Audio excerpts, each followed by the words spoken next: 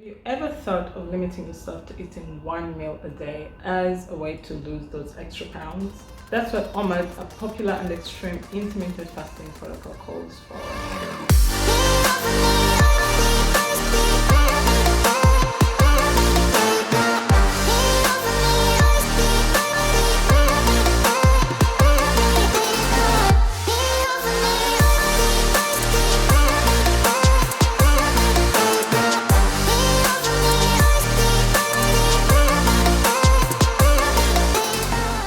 Welcome back to yet another episode on intermittent fasting for weight loss with me, Esther Vantel on FEMFAST Studio. In today's episode, we're going to be talking about the 1 meal a day approach and how you can use it to kickstart your weight loss goals. If you're new to my channel, please don't forget to give this video a thumbs up, subscribe, and click on the notification bell to get notified every time I upload new content. OMAD being extreme is not recommended by most health professionals, but for someone that's been doing intermittent fasting for a while, it is great for intermediate and advanced fasters as it helps to improve overall metabolic health and is a powerful tool for weight loss. You restrict your calorie intake to a single meal within a limited eating window, usually fasting for 20 to 23 hours and eating within 1 to 4 hours, after which you resume your fast. How much weight you lose depends entirely on when you start, what you choose to eat, and when you eat it. This intermittent fasting protocol can also be compared to the warrior diet, except in this case you do not consume any calories while fasting. With OMAD, your body becomes fat adapted with the ability to burn multiple fuel sources for energy. Metabolic effects aren't the same across all intermittent fasting approaches, so it is very important that you take the time to learn your body and what works for you, as everyone is bound to respond differently when it comes to food restrictions. For that to happen, I have a few recommendations that you should consider before starting OMAD or while doing it. Willpower. OMAD and most prolonged fasts shouldn't be tried by just anybody on a whim. You have to be mentally strong and able to control your cravings in order to successfully manage a long fast like OMAD. Take time when starting out to build healthier fasting habits for sustainable weight loss by adapting to a less strict intermittent fasting protocol like the 13-hour sync circadian rhythm or the 16-8 over a period of weeks or months, and gradually work your way up to a longer fast like OMAD. On some days it is possible that you fail, and if it happens, that is okay. It has happened to the best of fasters. What I do is that I fall back to a less restrictive approach like the 16-8 on that day, and I pick up to OMAD the next day. Otherwise, if you push yourself too hard, you find yourself starting to pick up habits that are only going to negate the fast. 2. No restrictions. Because you do not have to count your calories or cut out your favorite foods, it is very important that you make smart choices on what you eat in order to give your body the nutrients that it needs. Decide on what to eat before your feeding window begins to avoid spiking your insulin levels up to a point where your body stores it as fat instead of burning it. In general, try to avoid taking in a lot of processed foods and sugar, especially during your fasting window, but make sure that your food is feeling healthy and nutritious when it's time to feed. Flexibility. You get to choose which time of the day you have your one meal, as long as it's been after 20 to 23 hours of fasting. You also get to choose how often you get to practice OMAD. However, I recommend to keeping it 2 times a week so you are at least meeting your calorie intake for the other days of the week. That said, it really does depend on your personal preference and if you have the willpower to be able to control your cravings throughout the day until it's time for you to break your fast. Keep hydrated. Drink enough fluids to get your body going throughout the fast and also to help deter you from any mindless snacking. Consume non-caloric drinks during your fasting window like tea, black coffee, water. But if you must do a dirty fast, consider taking sugar and dairy-free drinks. Please note that taking in these low-caloric beverages throughout the day will probably affect your ability to achieve certain health benefits like autophagy if that is what you're going for and not particularly weight loss. Keep in mind not to over or underhydrate because this is not good for your body. One way you can tell is by the color of your urine. If it is a dark yellow, then you're not drinking enough water, and if it's as light as water, then you are drinking too much. Make sure to take in enough electrolytes by drinking fluids like water with sea salt or coconut water, as this helps to minimize potential side effects like headache. Refeeding. Since you're making up for skipped calories, load up on a variety of whole natural foods with a high nutritional value. And if possible, aim to consume a recommended calorie intake of not less than 1,200 to 1,800 calories during your meal. If it's too much for you to achieve in one meal serving, then you can also consider taking a multivitamin to help you reach your nutritional goal. Just make sure to avoid overindulging and mindless eating, as this could spike your insulin levels and only leave you feeling lethargic after. That said, your meal should be satisfying, and do not limit yourself by consuming ridiculously small portions that are going to leave you only feeling hungrier. Fasting 20 to 23 hours is already long enough for the day, so if you're going to have 1 hour or 4 to eat, then make sure that it's a satisfying, nutritious meal. Because your body needs a sufficient amount of food to function properly, your meal should consist of whole natural foods made up of healthy fats like avocados and fats from nuts, proteins, as this makes sure you receive enough amino acids that your body needs to build and maintain muscle, vegetables and fermented foods, and have carbs, but limit on how much carbs that you take in. Add exercise. Depending on your daily routine, you may choose to or not to exercise during OMAD, but adding a fasted workout helps you burn more fat for energy when your glycogen stores are depleted, which usually happens by the 12th hour when ketosis kicks in. Make sure your workout isn't extremely intense if that only fuels you need to eat.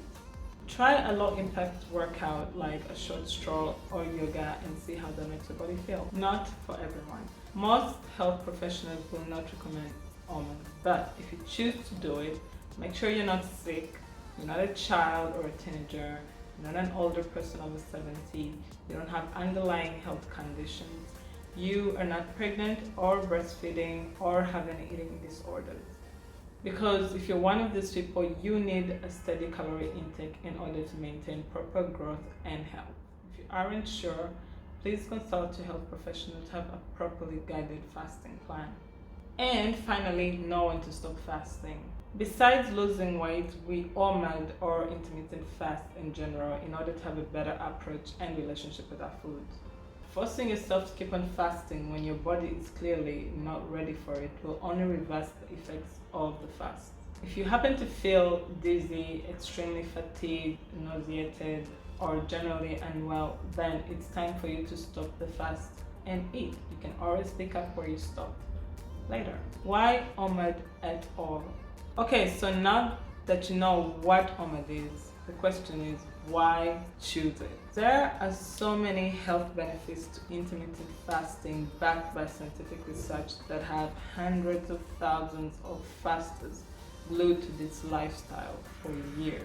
Some of them like rapid fat loss, mental clarity, better sleep, improved metabolism, improved blood sugar levels, improved cholesterol, glucose tolerance, all thanks to calorie deficits while intermittent fasting. But most of the benefits I've already mentioned in my past videos surround intermittent fasting in general and are not based on only one fasting approach like OMAD.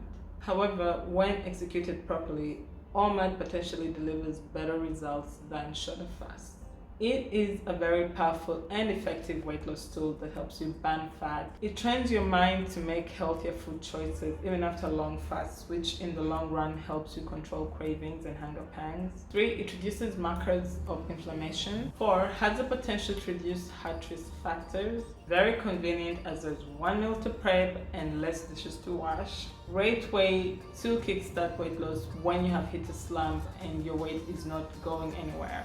Significant increase in autophagy cellular markers, which leads to improved cellular repair and regeneration. And finally, extended longevity.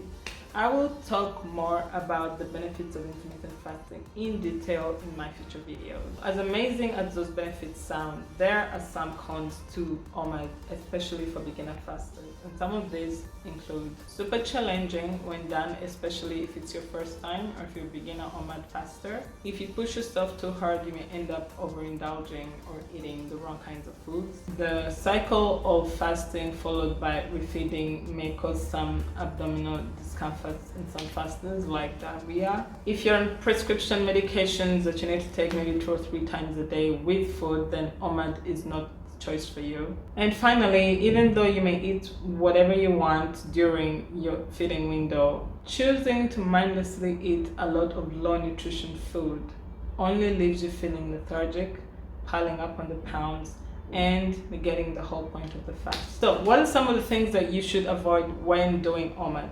Like I said earlier, eating patterns that involve fasting followed by patterns of refeeding can be a trigger for eating disorders in people that are susceptible. Therefore, it is very important that when you're doing OMAD, that you do it safely and correctly by avoiding the following things. Since we're talking about fasting for weight loss, when you're doing OMAD, try to cut out the consumption of processed carbs as they offer very little nutritional value and leave you feeling lethargic. Avoid snacking during your fasting window. Avoid sugars from processed foods, including artificial sweeteners. Avoid excessive carb intake, especially if you're fasting for weight loss. This will only spike your insulin and blood sugar levels. Try to avoid doing an intense fasted workout, especially when you're doing OMAD for the first time. Take it easy, and if you really must work out, then try to aim for a low impact workout. Avoid eating too little when your feeding window opens. Eating too little is only going to leave you feeling hungrier, and before you know it, you're going to be snacking, and then the whole point of the fast has been voided. And lastly, not knowing when to stop. You should listen to your body and know when to refeed. Do not let any guilt get into your way just because you need to complete a 20 to 23 hour mark of your fasting for the day, especially if you're feeling unwell. We are doing this to feel better, not to feel worse. So if your body is telling you that I cannot do this anymore, time out, we need to refeed, listen to it, and try again another time. I personally practice OMAD 7 days a week, every month, after my routine 72 hours extended fast, before getting back to my 16-8, which is what I do most of the time. My routine is highly determined by my monthly cycle, because every time I get to that time of the month, my hormones are crazy, my cravings are high, my hunger times are out of this world. So I eat a lot, and again, a couple of pounds back. Once that is over, I do a 48-72 hour extended fast, and then I ease out of it with OMAD for 7 days, then return to my 16-8 for the remainder of the month. And I repeat this cycle every month. Some people prefer to do OMAD weekly on non-consecutive days, cycling it with less restrictive intermittent fasting approaches like the 16-8 or the 13-hour circadian rhythm, and that works well for them. If you cannot imagine going 20-23 hours without food and only dedicating a portion of your day to one meal, then do not try OMAD. Instead, stick to a less restrictive protocol and see how that works. But if you have the willpower or you're curious and you want to try it out, I say go for it and see how your body responds to it. Like I said before, not all fasting approaches work for all of us. You gotta try and find which works for you. So let me know, have you tried OMAD intentionally, unintentionally? What foods do you usually go for? How big are your portions? Do you cook it? Do you eat out? How has that helped you? And would you do it again? Please leave all those comments and more in the comment section below, and I will get back to you. Until next week.